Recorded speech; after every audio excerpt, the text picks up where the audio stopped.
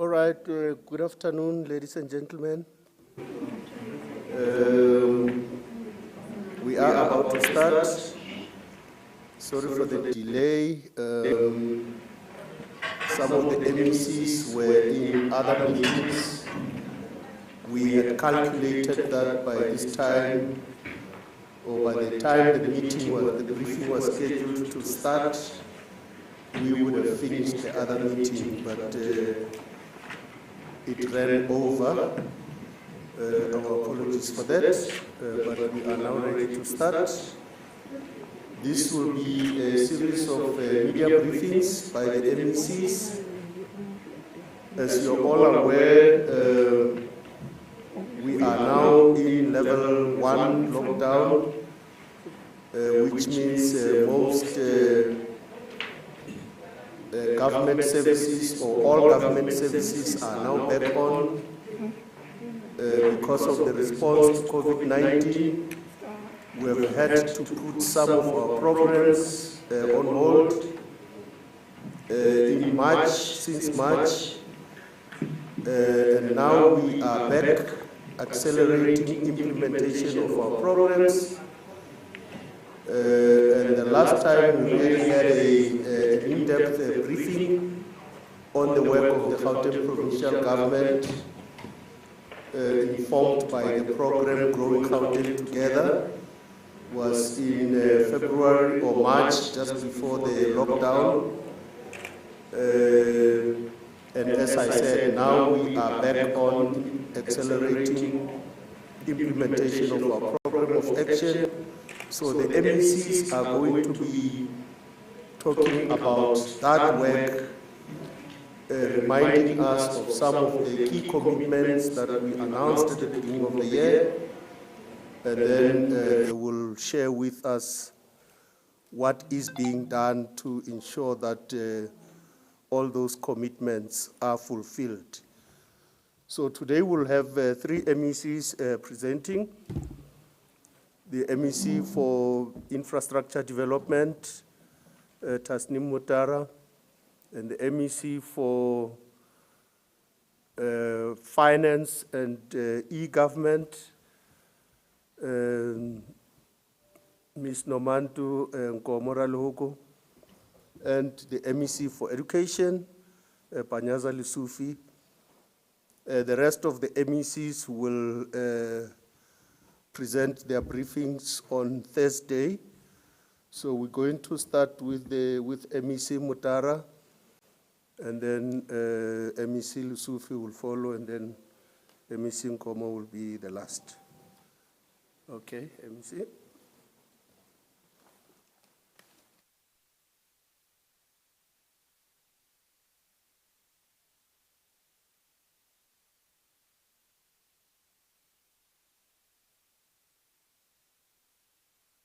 Thank you, DDG, and good morning. Good morning, my colleagues in the executive and members of the media.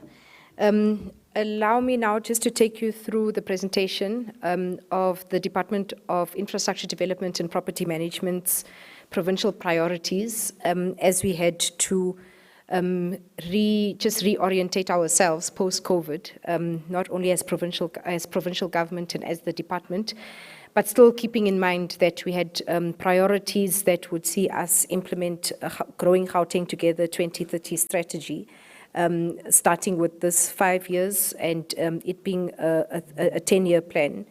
And of course, owing to COVID, we then had to come back, reprioritize, and this is then the result of that reprioritization. Importantly for us as an implementing department on behalf of client departments in the infrastructure space and the social infrastructure space particularly, the COVID-19 pandemic definitely added to the construction industry's challenges. The projects were stopped because of the pandemic. Of course, the construction industry was not allowed to operate during level 5, level 4, lockdowns, and that was the industry as a whole, from the manufacturing as well as construction on site, as well as the supply side of the industry. And that then added to our challenges in terms of what we were able to and what we are able to implement and deliver. Of course, the construction industry would have been facing industry challenges even prior to COVID, and those are well documented. And the COVID impact added to the strain that the industry was facing. I think for us, importantly, was to just have a look at those projects, what was the impact, where they were, post the lockdown, and then what do we need to do to be able to revive those projects and get them to completion post-COVID.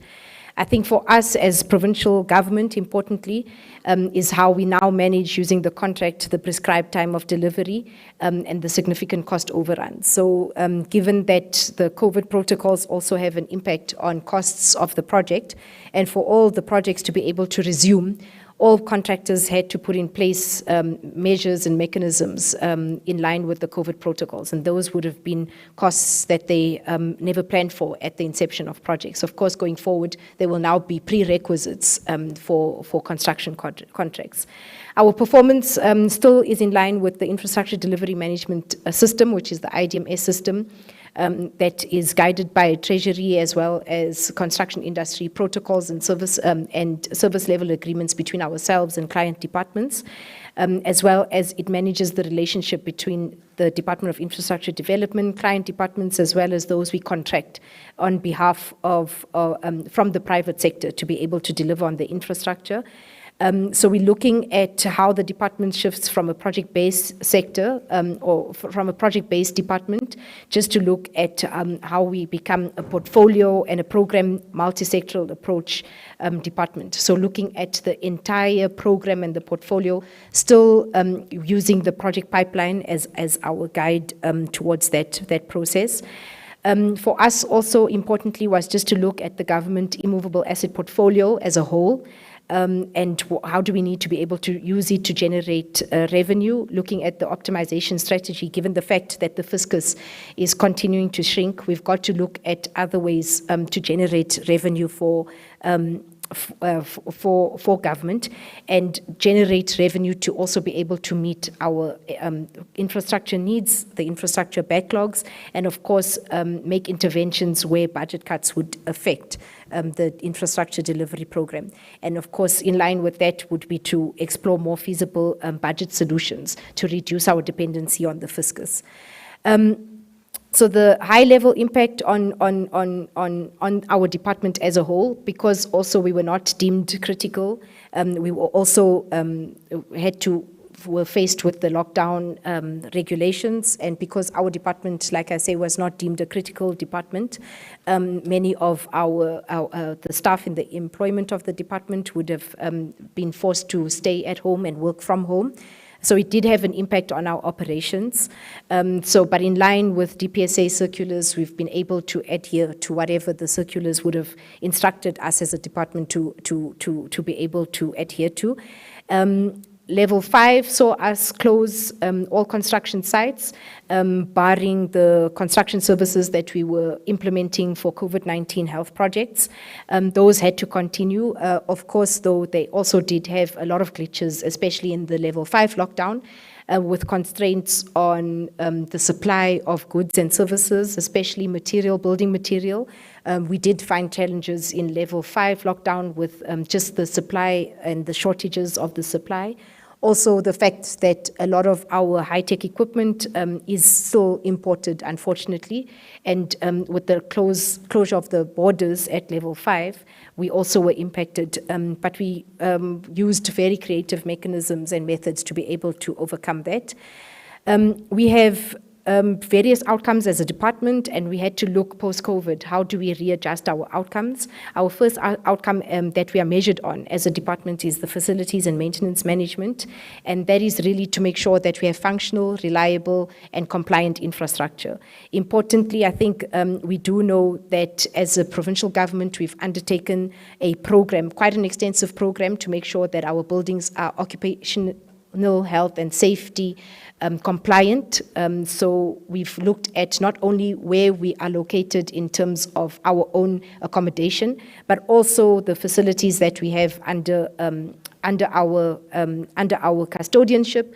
And for that purpose, the Premier would have spoken quite extensively at the SOPA about the 14 of the 32 hospitals in the province that have been identified as priority for that compliance. What we did was, in line with that priority that we've established for 5 years, our COVID response in the health facilities looked at the 14 hospitals that we had identified as priority and looked to see how we could integrate our 5-year plan with the COVID work that we were doing, or the work that we were doing in response to COVID at the health facilities. So what we've done is we've just pushed out our plan by a few months and worked in how we're going to catch up to still reach the 5-year target. So those are the 10 priority hospitals that the Premier has spoken about, and some are already at the procurement phases. 2 are handed over. I think we are quite proud to announce that we have handed over. And then the Vescopis Beki Mlangeni, Dr. George and Jubilee, as well as Carltonville, Sterkfontein, Yusuf Dadu, are all under the procurement process. And because, like I spoke about the operational challenges that we had, because we had to also adhere to the level 5 lockdowns, all of these plans in terms of procurement processes for these 10 hospitals had to be pushed up. But the team had come back, especially under lockdown level 3 and 2, to be able to put the program together quite comprehensively to allow us just to catch up on some time that we lost.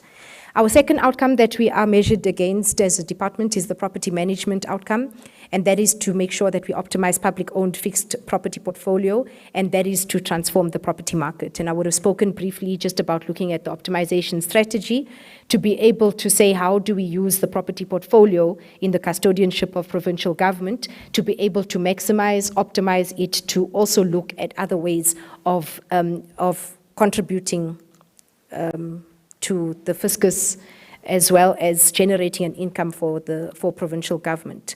My presentation is gone, and as much as I know the presentation, I can't remember what's the next page.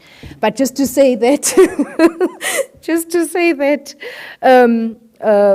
it's just safe to say that we are looking at those properties in the property portfolio that we ourselves may have wanted to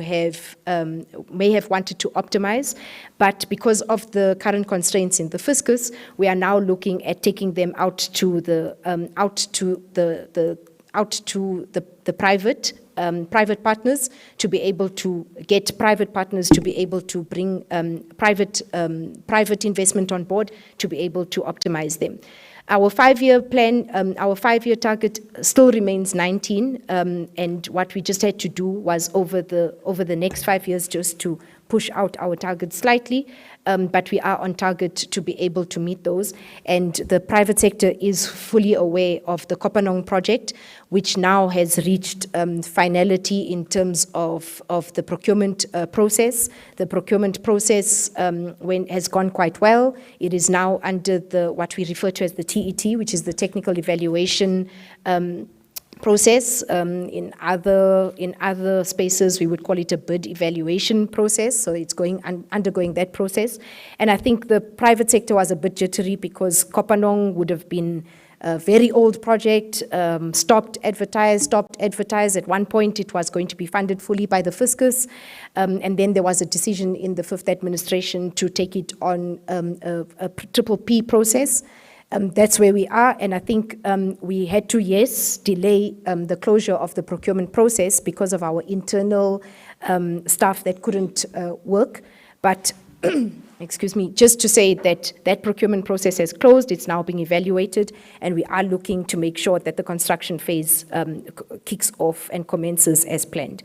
We are happy that we've received all the National Treasury approvals to date that we needed, and we don't foresee any other further glitches or delays in the process. Just to say that I think importantly is for us on the Kopanong Precinct project, it's going to give us huge socioeconomic benefits, especially economic, environmental, social, as well as heritage and cultural benefits. And using the triple P process, we are looking at a 30-year concession period, including the construction, but it is going to give us definite economic spin-offs, like just the creation of jobs, the tourism growth, the local value enhancement, just to be able to make sure that all our plans are in line with our economic, environmental, social, and cultural priorities. The third outcome that the department is measured against is economic development and jobs creation, and that is a big part of what we are measured against, given the fact that a lot of what we do is in the labor-intensive sector, which is the construction sector. We've again had to just adjust our dates, our figures just slightly out, but sticking to the 5-year target. I think for us that was very critical. Stick to the 5-year target, but adjust the in-year target so that we're able to just respond to what COVID would have done to our ability and our planned performance. The expanded public works program is still a priority of the department. Of course, during the COVID period, we could not continue because we rely on the projects that the department delivers on the ground to be able also to give us those numbers. We are still sticking to the 225,000 over the next 5 years as a target from our own Gauteng provincial government programs and projects. And from municipalities, we believe that municipalities will give us slightly more because there is more of those labor-intensive programs and projects that take place at municipalities, and they will give us 275,000 over the next 5 years. Again, all we've done is just adjusted the figures accordingly, where COVID would have given us those type of challenges where we couldn't have any work on the ground, and then made up for them by increasing in-year targets towards the 5 years. Through GPG municipalities, I think for us, this just gives us a graphic detail of how we think the municipalities versus the provincial government will be able to give us those figures, and they are quite definite, and we are quite confident that we'll reach these figures. I think, again, because we had delayed in implementing the projects and the work opportunities that have been reported were slow, we have got a mechanism in place to be able to make sure that we just catch up on those work opportunities. Over here, we're just giving a breakdown of really what the provincial targets are across the different sectors, because we have moved away from the typical EPWP work opportunities that everybody has come to know. And we do believe that all three, the infrastructure, environmental, and the social sectors, can give us a lot of job opportunities that can be regarded as expanded public works program work opportunities, but also just even national youth service work opportunities and the like. So it's not just the infrastructure department that is responsible for it, but also the sectors in the environmental as well as the social cluster will also be able to give us those. I think for us, we just want to speak just a bit about the Sustainable Infrastructure Development Program, which has been clearly defined in the Growing Gauteng Together 2030. And that is for us to promote sustainable planning and development in the context of a rapidly urbanizing region and growing population. I think Gauteng does lend itself to that normality. It's our everyday experience just of urbanization and increased population growth. And we've got to be proactive confronting climate change through the management, mitigation, and adaptation strategies as a result of this urbanization, as a result of this increased population growth, which is quite exponential as we've been able to see.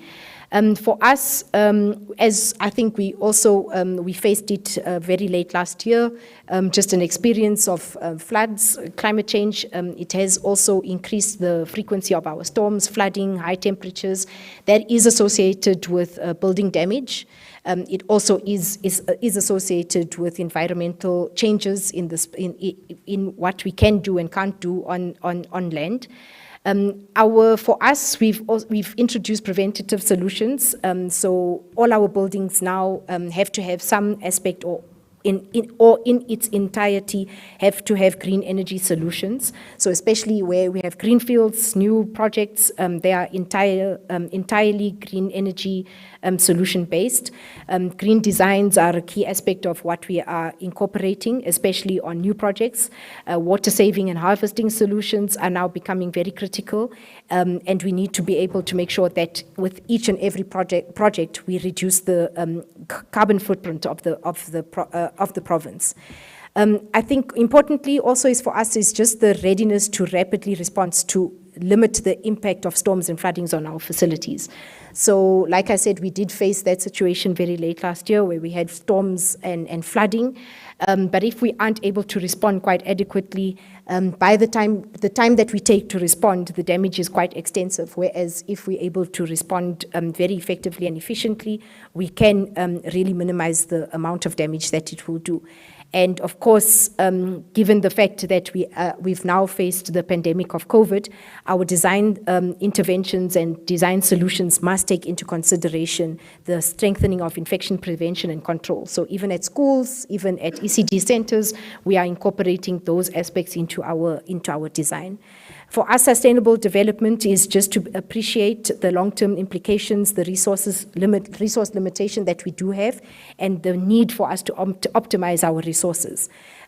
So that means just refining our asset register, making sure that what we have is definite, it is reliable information that we have, making sure that all our facilities are legally compliant, their conditions are of the standard that is globally accepted, as well as just to make sure that, of course, because especially in our outskirts, in the western areas and some areas of Ekurhuleni, they are open to dolomite risk, and to make sure that our entire asset register is geolocated, as well as to assist the Council for Geoscience records to be updated. So that is a key aspect of what we are doing.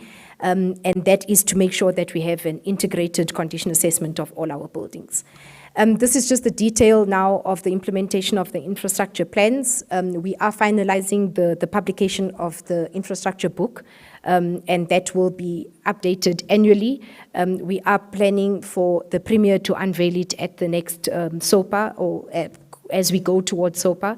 And that, again, we were ready prior COVID to be able to publish the project book. But post-COVID, we had to also just go back to municipalities, provincial governments, departments, just to make sure that they do, again, give us the updated projects for the next 5 years so that we can publish the first year of the project book. And I would have spoken about the project book and the pipeline just to say that the private sector then is given comfort and confidence of the plans of provincial government. They're also able to see where investment opportunities lie, as well as to be able to plan even where the opportunities for them to participate in the spending plans and the spending program of provincial government. So these are just by department and the type of work that we are rolling out. We would have spoken quite extensively throughout the COVID period just about the hospital plans that we have and just what we are doing. Again, we've just adjusted what we've done. For the hospitals, out of the 27 hospitals, we are busy with the new and replacement of assets and the upgrades and additions, rehabilitation, renovation, and refurbishments. And again, we would have looked at our 5-year plan, looked at what we were doing in response to COVID, and adjusted our plans accordingly so that we made use of the opportunity that COVID gave us to be able to reach some of those milestones, which ordinarily we may have only met in year 3 or year 4 of our 5-year plan. And out of the 23 other health facilities, and other health facilities would include facilities such as laundries, which are in our custodianship. It would also include facilities such as boilers and heating facilities for the hospital. We are looking at also just replacing quite a lot of outdated and redundant buildings and material equipment, but also just to upgrade those that just need minor upgrades. This, I think, we have spoken quite extensively about, but we felt that just to put a geographical representation, MEC Lesufi, of where the hospitals are on the map in Gauteng, and the bed spaces that we have provided. So this is a geographical representation of where they are. Yes, so I think I know geography, I'm not so sure. And then this is just some detail on the new and replacement schools, because there is always a lot of attention and a lot of not only attention, but a lot of interest given into where the new and replacement schools will be. So there they are, there's 35 of them, and we've also, when we went back onto site, we went to look at these new and replacement schools, and we want to focus on them to make sure that they catch up the lost time. Because of course, MEC Lesufi will have problems in the new year with placements and just the influx of numbers. So we also just prioritize the new and replacement schools in terms of our mitigation plans.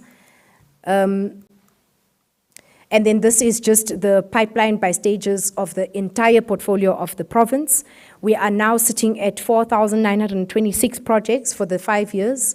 At detailed design is 282. We are sitting with 98 projects at procurement.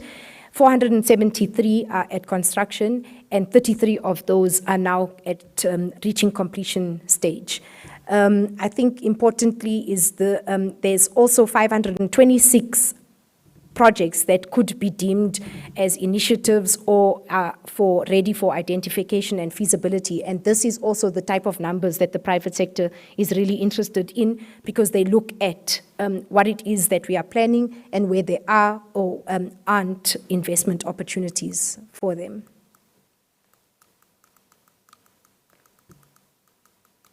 Okay.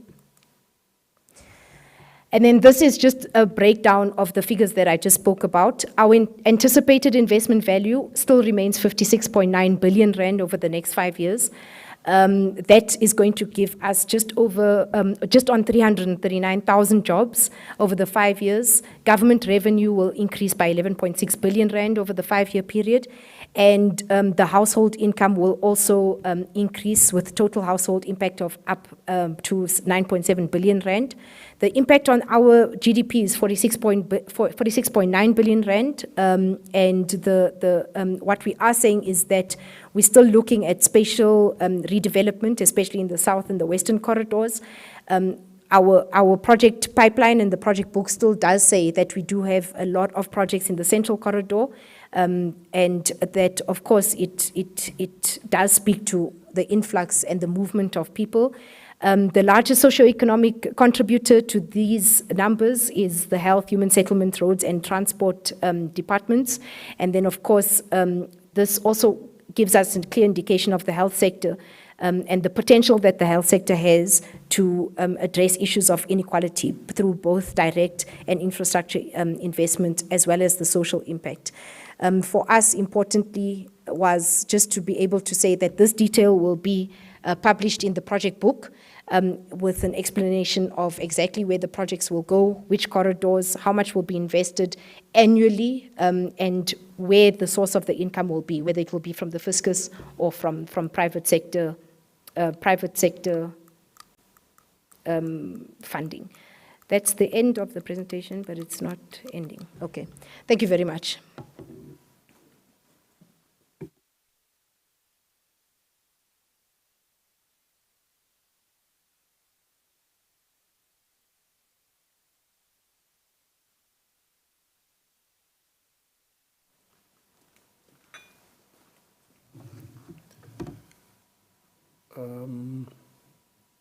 Okay, they've loaded yours, MEC. Okay, MEC Nkomo will present. I'm guided by... You are in minority. Yes. Pan, you are in minority, so libala puti kalatina. Thank you. Thank you, Program Director TTG Masebe, and my colleagues in the executive, MEC Mutara and MEC Lesufi, Good afternoon, ladies and gentlemen from the media and colleagues from the various departments. My presentation will only cover the two departments, and I'm not sure who's going to fly this. Just organize somebody to flight for them, because I have a summary of my presentation that I want. Oh, okay. I will not go into detail of my presentations. I've done the summary of the presentation. So, but you will be seeing the slides that will be talking to what I am reading in my summary. We are calling all the departments and municipalities to accelerate spending on in-township-based businesses. Adding to this is to revitalize local economies and create jobs, particularly for young people in these difficult times. And I'm sure you have seen the department running around in the province doing some road shows, making sure that we train young people on the skills that they deserve. And since the beginning of this financial year in April, government has spent more than 692 million procuring goods and services from township-based suppliers. However, more must be done to increase the spending on the township economy to meet the provincial needs. And now we're doing the corridor spending in all the projects that we're having, and we're encouraging the government departments to do those corridor spending so that we're able to account in each and every area how much we have spent, especially on the financial side. One of the main reasons why we could not spend more during this COVID period was the bulk procurement that the Department of Health had to undertake to fight COVID-19. And in as much as the department succeeded in procuring from black companies, it did not impact on the township suppliers. Are you winning, Chris? Okay. You are winning? Oh, okay. And we need to ensure that as the province will accelerate the spending on the township suppliers. Provincial Treasury will enhance the rollout of the supplier development workshops to increase the pool of the businesses that can access opportunities in the public sector. In addition, the development of subcontracting tool will be fast-tracked to close the gap that is existing in this area, because we know that we have a gap that we're having in the subcontracting, and we have developed that tool that will assist us to monitor and close the gap which is existing. On the supply chain management forum that we're having, we're making sure that now we're actively encouraging institutions to develop the initiatives that will drive the achievement of the set targets. Furthermore, on economic development, we have gazetted the Gauteng Township Economic Development Bill of 2020 to make it easier for SMMEs to access funding and technical support from government. As the department, we remain committed to improving financial management in the province. The Office of the Auditor General is still conducting audits of the departments which for 2019-2020. Up to so far, the Office of the Premier, Provincial Treasury, Gauteng Department of Cooperative Governments and Traditional Affairs, and the Department of Community Safety have received clean audit opinions from the Auditor General for 2019-2020 financial year. But we will still publicize that so that you get the whole information. Because so far the departments that achieved unqualified audit opinions are economic development, agriculture and rural development, the Department of Health, the Department of Infrastructure Development, social development, roads and transport, sports, arts, culture, and recreation. So those are the ones that have received unqualified audit opinions. The Department of eGov and Human Settlement have received qualified audit opinions in the year under review, while the audit opinion of the Department of Education is still outstanding. So Gauteng Department of Treasury has another agency that we work with, which is our agency, which is called Gauteng Infrastructure Financing Agency, which MEC Mutara have spoken about it, that deals with more, working very closely with the department on the infrastructure projects, and it continues to implement the task of sourcing alternative funding to enhance infrastructure service delivery in the province. That's the responsibility of that department. And some of the projects that GFA, as we call it, is currently implementing on behalf of the provincial government include rooftop solar PV, where we've obtained support from the City Power and City of Tshwane in Mogale City, and Mirafong local municipality, including Lisedi, on the grid connectivity that we're busy with. And this will lead to obtaining the generation licenses from NERSA and concluding the financial close of the project by the end of the financial year.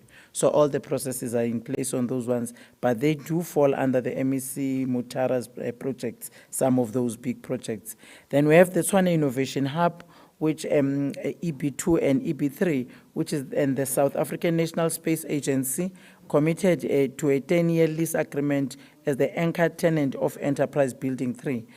Processes are underway to finalize the tenancy agreements for available space within EP2 and EP3, and that this will lead to the financial close of the projects by the end of the financial year. So at least Mr. Mutara, we're not going to fight with me, because on our side, we're trying to speed up the processes that we've been delaying you in terms of the alternative funding that you wanted us to come up with in assisting those projects. Bukamuso Bukaruna initiative, which again, Chifa is working very closely with project manager of Bukamuso to roll out the implementation of Mirafong Bioenergy Park and West Rand Agri Park on a 30-hectare piece of land that has been made available by the Simanye Stillwater. And we're encouraging all the farmers, the miners, and the mining companies to work very closely with the Department of Economic Development to donate and give us this land, so that those land that they cannot use now, we can use them for Agri Park, as they've done with this piece of land that we're going to utilize as the Gauteng provincial government. And sourcing of alternative funds has been important in this area too, and we're able now to alleviate pressure that has already been strained on the fiscals for the delivery of strategic infrastructure projects. And that's what we are going to do, as continuously working with MEC Mutara. Under Gauteng Department of eGov will continue to implement priorities of the Growing Gauteng Together 2030 program of action through digitizing all government services by 2024. The department has achieved a number of successes in each of the identified pillars that has laid the foundation of the modernization agenda of the program.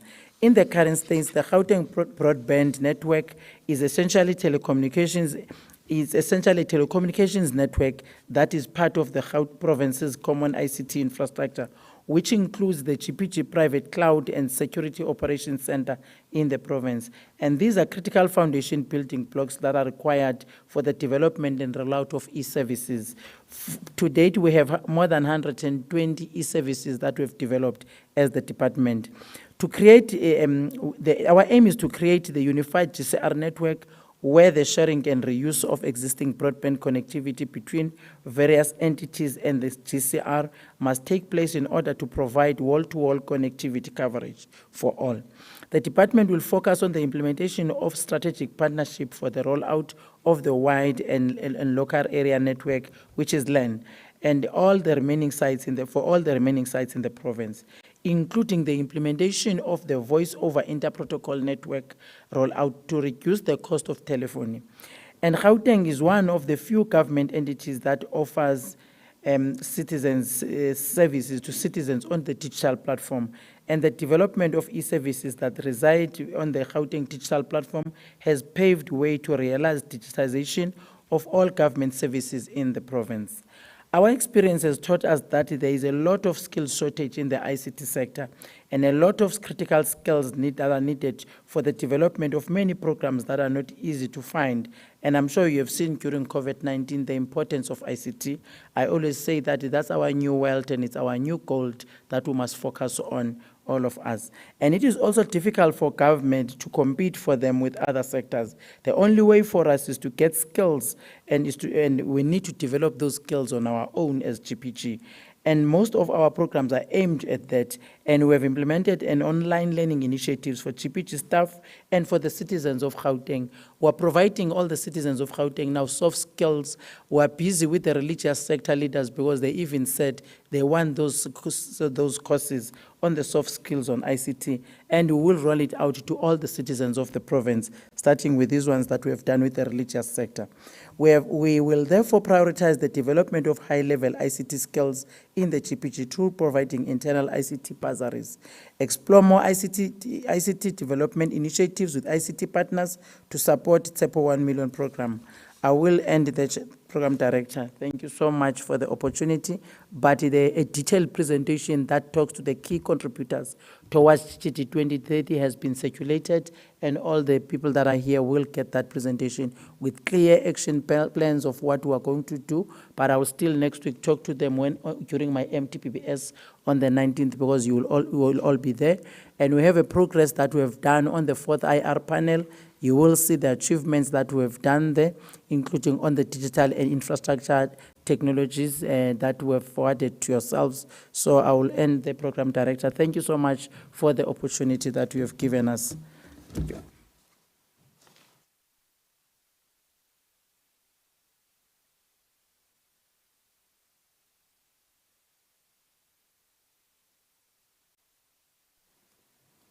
Okay, thank you, MEC.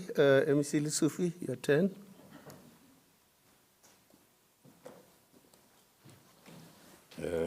Ungaxolisi MEC Nomantu. You don't know, in my home language they say mujamrao ke khoshi. Let me acknowledge the program director Thabo, MEC Nomantu, as well as MEC Roti Queen, for the opportunity to present to you our approach to education matters and the support and the resolution taken at our Lekgotla.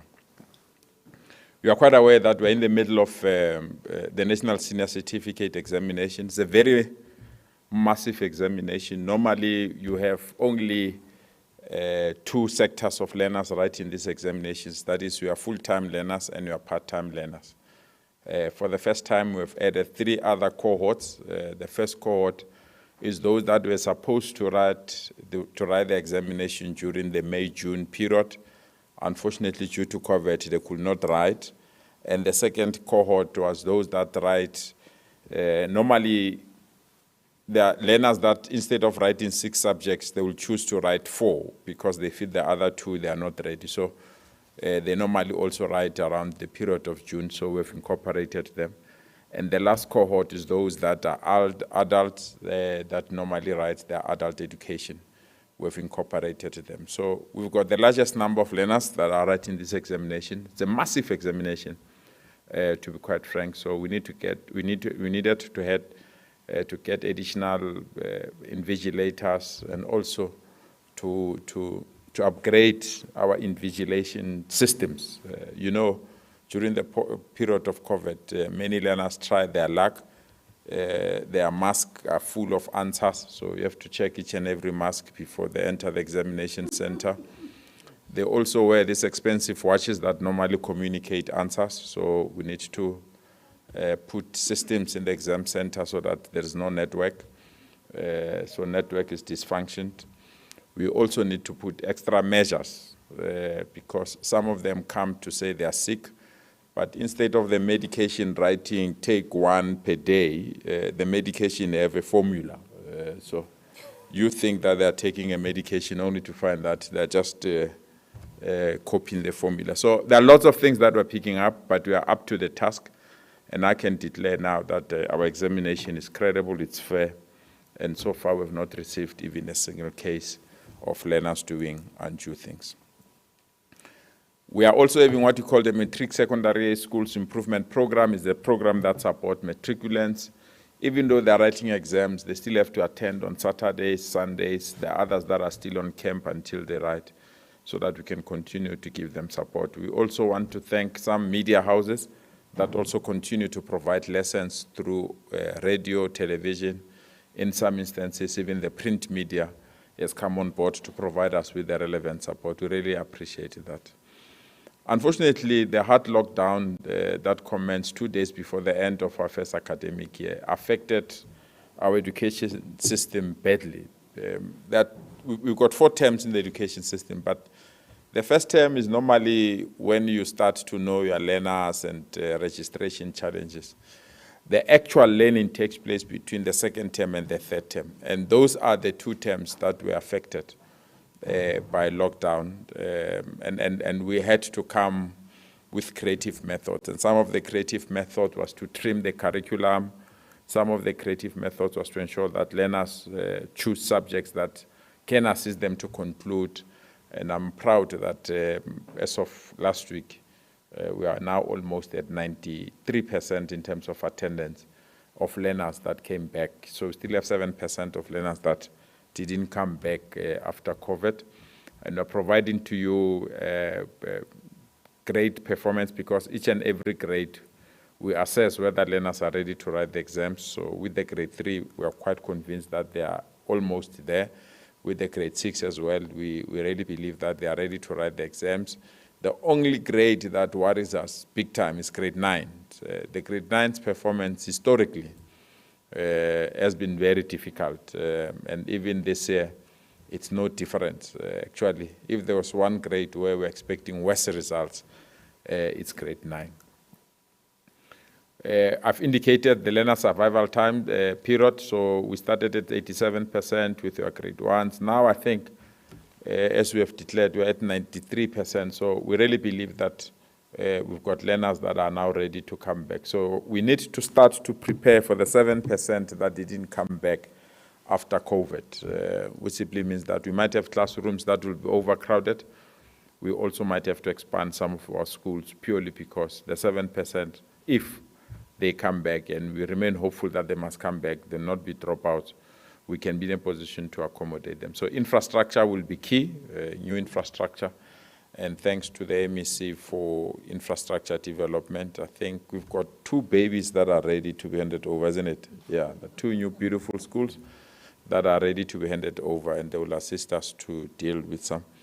And we also have schools that we are removing asbestos. I know in the Val, Rest of Val, we are removing asbestos schools, and we remain on course. There is what we have, Gauteng Infrastructure Funding Agency. Our intention is to eliminate all mobile schools or inappropriate schools in the next 3 to 4 years. So that process is also on track. Unfortunately, it was disrupted by COVID and budget changes. So this is our implementation in terms of ensuring our learners are ready for exams. So I'm not going to bother you with that process. What I can tell you is that learners are now ready to write the examinations after the matric exams. So the matric exams will conclude on the 15th of December. In the next week or so, other grades are writing the examinations as well. And we are quite excited that they will be ready. We are building what we called ECD of the future. That is a crèche of the future in each and every municipality. The crèche of the future is a crèche that will incorporate everything about learning, subject choices, but most importantly, having qualified educators. Gone are the days where we've got ECD practitioners that say, I can feel it in my blood that I love this thing. No. You must be qualified to teach in the ECD sector. So we are working very hard to launch the ECD of the future in each and every municipality, and this will assist us to ensure that our children are ready at grade RR to be part of our academic foundation. Our view is very simple. You have to strengthen grade R first, and then we'll solve the problems of education in our country. So we are looking forward with the migration of ECD from the Department of Social Development to the Department of Education so that we can provide all the support. We are also modernizing education because there are learners now that feels that they can learn from home. So we are investing together with the Department of eGov on your learning platforms and meeting platforms like Zoom and Teams. And we will provide the relevant support to all our learners. We are continuing with our classroom of the future. We modernized grade 12, we modernized grade 11, we are busy with grade 10 this year, even though it was disrupted. We are hopeful next year we'll do grade 9 and 8, and we would have concluded with the modernization of high schools in Gauteng, and then we'll start to prepare for primary education.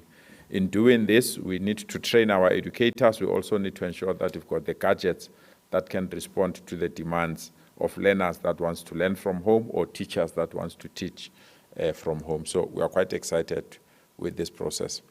So we are working over 10,000 classrooms so that they can be ICT enabled. We are deploying 10,000 LED boards. That is the eradication of chalkboards. So we're putting extra 10,000 new smart boards so that chalkboards can be history in our province. We are also distributing 20,000 teacher laptops to our educators, and over 200,000 learner tablets have already been distributed to our children.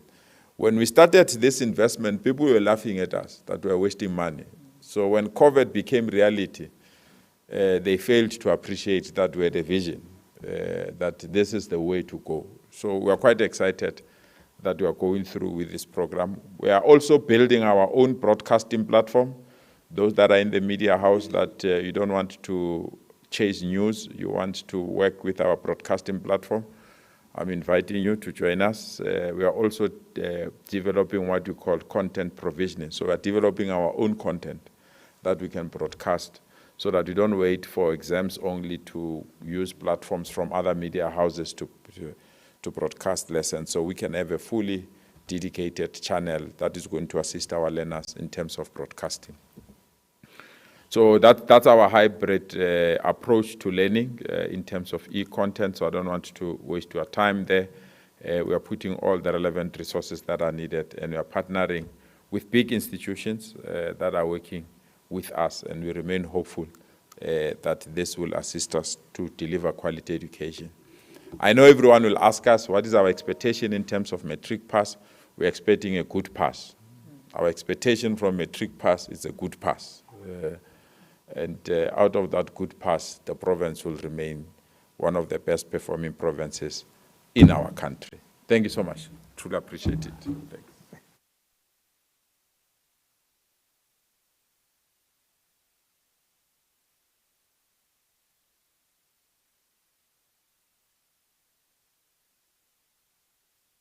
Okay, thank you, MEC. We are now going to take questions. From the presentations, you can see that we are back at work. And there's going to be acceleration of whatever we're doing so that we cover the space lost. Okay, let's have the mic moving that side. And as we do, just identify yourself and then ask your question. Good afternoon. My name is Faisal Patel. I'm a journalist with Radio Islam International in Indonesia. The question is for MEC Panyaza Lesufi.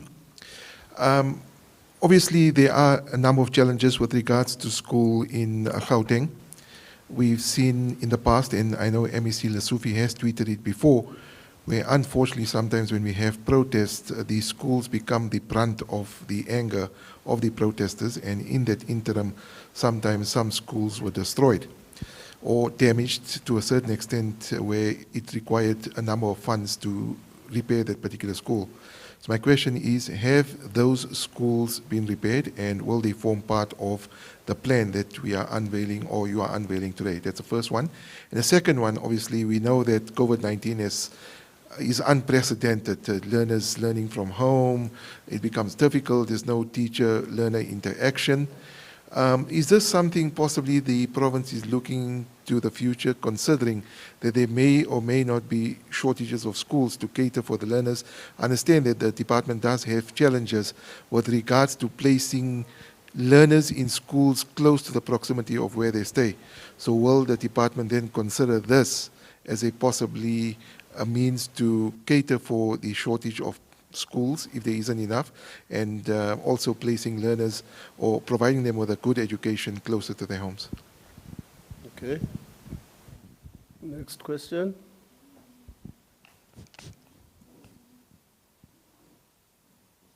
Okay, that was the only question. All right. We will answer that. MEC Lesufi.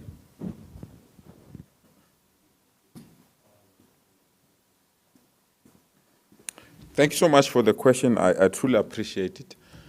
In terms of schools that were vandalized, we fixed all of them. All of them were fixed. We tried to do so during COVID so that learners, by the time they come back, all the schools are ready.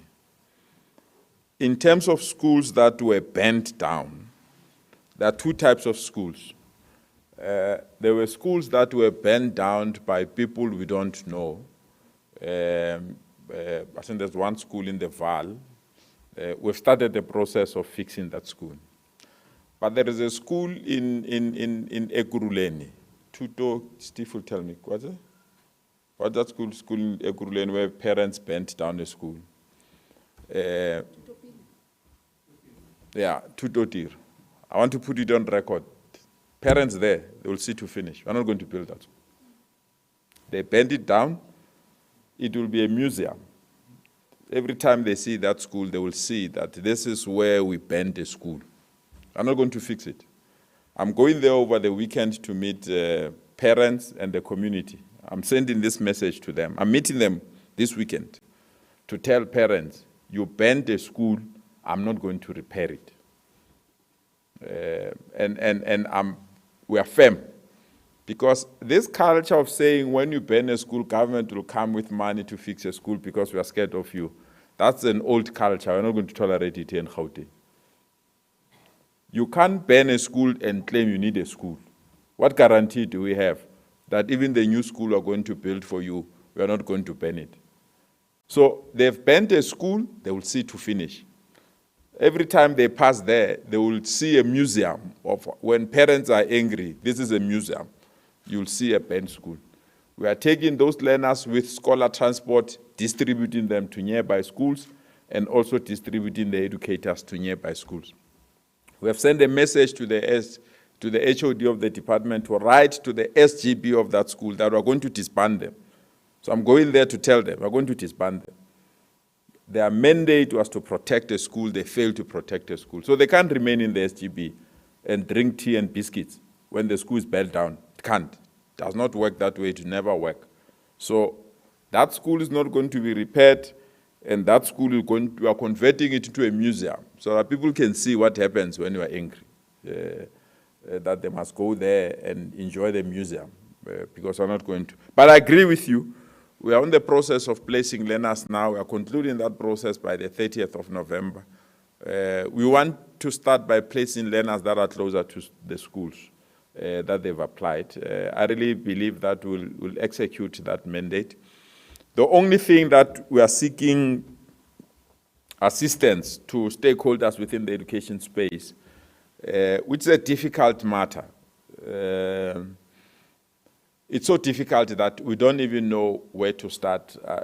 My intention is to arrange a session with the South African Human Rights Commission, the Department of Home Affairs, the SGBs, and Parent Association. We've seen a high number of foreign citizens that have applied to come to our schools in Gauteng. The numbers are huge. And we have a difficulty to choose how many of them should be taken and how many South Africans should be taken. It's a difficult thing because previously we just said to schools, accept on the basis of those that have applied first. But because this year were a huge number of people that have applied, that principle can't work. So majority of schools are waiting for us to guide them.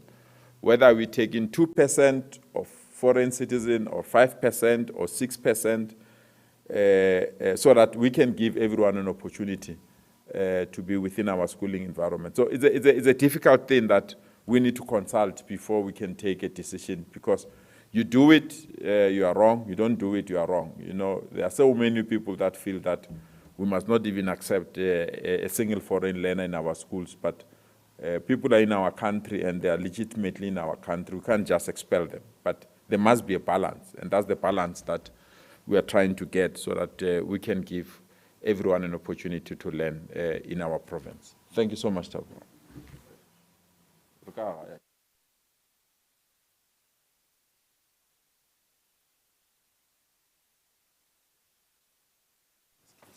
Okay, thank you very much, MECs. This brings us to the end of this session. Oh, another question. Okay, let's have the mic there. I did introduce myself earlier. This question is for MEC Motara. I'm not sure if it falls under her portfolio, but maybe she can provide some direction. One of the issues that the Lenasia South, Eldorado Park, Fine Town areas are facing is obviously an influx of land grabbing and informal settlements. There is no infrastructure and development for these residents who've now claimed land. I want to know, has Gauteng got plans for them perhaps, or will they be relocated to an area that is more developed? It doesn't I belong to Could MEC be Mutara. Lebogang MEC Maile. Maile will deal with it Yes, on I do Thursday. apologize. I do On apologize. Thursday, yes. All right. Sorry about that. I do apologize. Okay, no problem. Thank you very much. All right. We'll see you on Thursday with the next session of the briefing. But thank you very much for your attention. All right. We have come to the end. Thanks.